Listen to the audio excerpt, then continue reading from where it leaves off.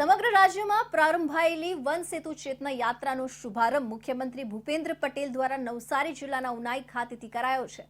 ત્યારે યાત્રા તેના પ્રથમ દિવસે સાંજે તાપી જિલ્લાના સોનગઢના ચિમેર અને ત્યારબાદ કણજી ગામ તથા સોનગઢ નગર ખાતે પહોંચતા તાપી જિલ્લા તંત્ર સહિત ગ્રામજનો દ્વારા યાત્રાના રથ તથા પધારેલા મહાનુભાવોનું ભવ્ય સ્વાગત કરાયું હતું।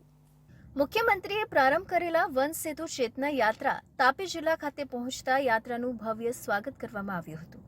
આ પ્રસંગે પ્રભારી મંત્રી મુકેશભાઈ પટેલે પ્રાસંગિક ઉદ્બોધન કરતા જણાવ્યું હતું કે આ વન સેતુ ચેતના યાત્રાનું ઉદ્દેશ્ય દરેક લોકોને વન સાથે જોડવાનું છે। વડાપ્રધાનના નેતૃત્વ હેઠળ વન બંધુ કલ્યાણ યોજના હેઠળ અને સને 2023 અને 24ના વર્ષમાં 47,000 કરોડની જોગવાઈ કરી છે। આદિમ જૂથના લોકોને પીએમ જનમન યોજના થકી 27,000 પરિવારોને વિવિધ યોજનાઓથી લાભાન્વિત કરવાનું કામ વડાપ્રધાન નરેન્દ્ર મોદી દ્વારા અને તાપી જિલ્લા વહીવટી તંત્રની આગેવાની હેઠળ કરવામાં આવ્યું છે। આદિવાસી પ્રજા દ્વારા બનાવવામાં આવતી વિવિધ હસ્તકલાની વસ્તુઓને રાજ્ય અને રાષ્ટ્ર સ્તર સુધી પહોંચાડવા વેચાણ માટેની સુદૃઢ વ્યવસ્થાનું આયોજન પણ કરવામાં આવી રહ્યું છે। સ્વચ્છતાના આગ્રહી વડાપ્રધાન દ્વારા ગત 14થી આગામી 22મી જાન્યુઆરી સુધી તમામ તીર્થ સ્થળો અને મંદિરો ખાતે સ્વચ્છતા અભિયાનને ઝુંબેશ રૂપે ઉપાડી છે। ત્યારે તાપી જિલ્લામાં પણ સૌ કોઈને પોતાની આસપાસ આવેલા ધાર્મિક સ્થળોએ સ્વચ્છતા જાળવવા મંત્રીએ અપીલ કરી હતી। મંત્રીએ ઉમેર્યું હતું કે શ્રી રામ ભગવાન સાથે આપણા સૌની આસ્થા જોડાયેલી છે। 500 વર્ષ પછી આવો અનેરો અવસર આવ્યો હોય ત્યારે આગામી 22મીએ આપણા રાજ્ય સહિત તાપી જિલ્લામાં દિવાળી જેવા મહોત્સવની ઉજવણી કરવાની છે એમ ઉપસ્થિત સૌને તેમણે અનુરોધ કર્યો હતો। વન સેતુ ચેતના યાત્રાનો પ્રારંભ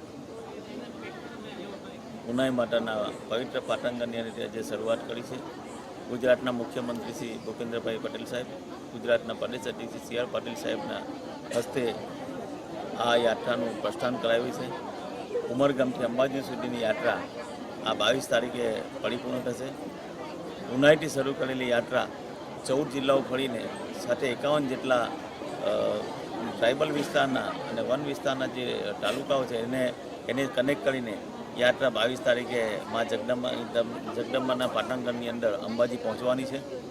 ત્યારે જે દેશના વડાપ્રધાન નરેન્દ્રભાઈ મોદી સાહેબે વનબંધુ કલ્યાણ યોજના જે 15,000 કરોડથી ચાલુ કરીને આજે 1 લાખ કરોડની ઉપર એનો વિસ્તાર પહોંચ્યો છે।